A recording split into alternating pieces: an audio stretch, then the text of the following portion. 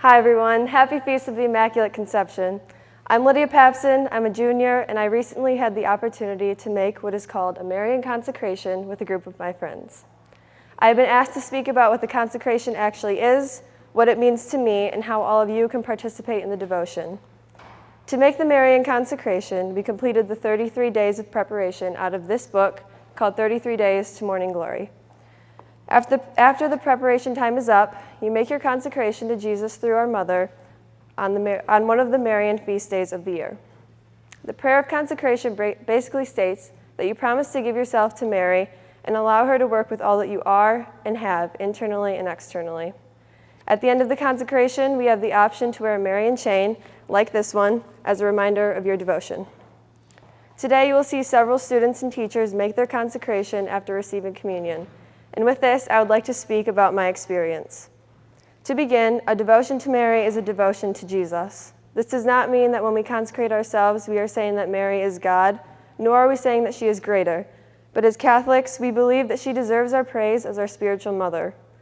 In the preparation, you focus for a week on St. Teresa of Calcutta. Mother Teresa had two main prayers as a part of her devotion, but the one that has impacted me the most is her prayer to Mary, which is this: "Lend me your heart." When just hearing it, you may think there isn't any significance to this small prayer, but after reflecting on it, I realized how powerful this prayer truly is. When we ask Mary to lend her heart to us, we are asking her to give us the same heart, her heart that loved Jesus in the most perfect way, for the same heart that always followed the will of the Lord. I didn't realize how amazing such a small prayer could be, but I was and am still encouraged. I can love and desire the Lord with the same heart as his mother, who loved him so perfectly. With this prayer, I received a lot of graces when I realized how much Mary loves us and how much she looks after us. In the fourth week of the retreat, we focused on the Marian devotion of St. John Paul the Great. On day 25, we reflected on a verse from the Gospel of John that reads, "Do whatever he tells you." If you are unfamiliar with this verse, it comes from the story of the wedding at Cana, where Mary tells the servants to do whatever Jesus asked them to do prior to performing a miracle before the wedding party. In thinking about the verse, I immediately thought of Mary's courageous yes to following the will of the Lord and bearing the Son of God. I will reiterate, do whatever he tells you. The Lord was asking Mary to bear his Son, and if she said no, how could she ever receive salvation, and how could we ever achieve salvation? Mary said yes on behalf of her soul and her salvation, and she said yes on behalf of our salvation. This is why she is our mother.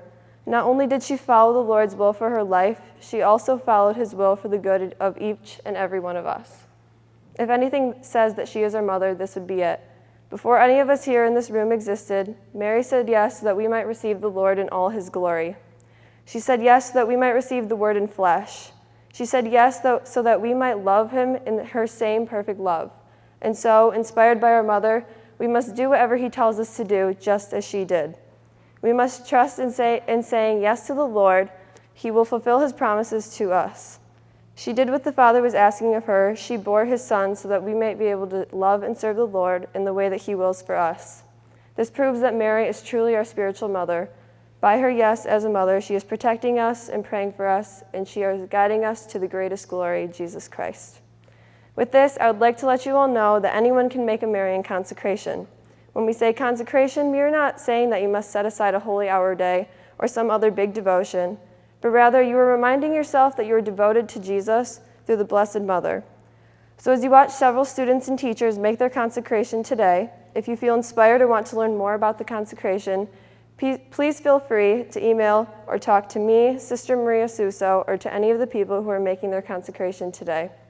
Sister Maria Suso has set time aside for a new consecration where all of you are invited to participate, including those who have done this in previous years. The day of preparation will begin on February 20th, and you will consecrate yourselves on March 25th, the Feast of the Annunciation.